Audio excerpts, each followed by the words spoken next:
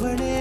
உனது இருவிழி முன் பழரச குவளையில் விழுந்த எறும்பின் நிலை எனது நிலை விலக விருப்பமில்லையே பூவே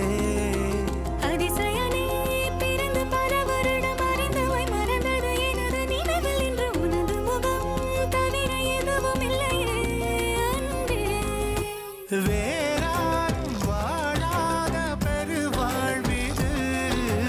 நினைத்தாலே மனமென்றும் மழை தூவுது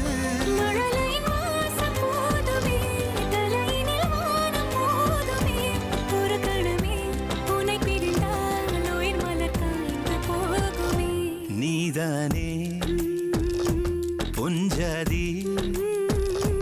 நானே உன் சரிப்பா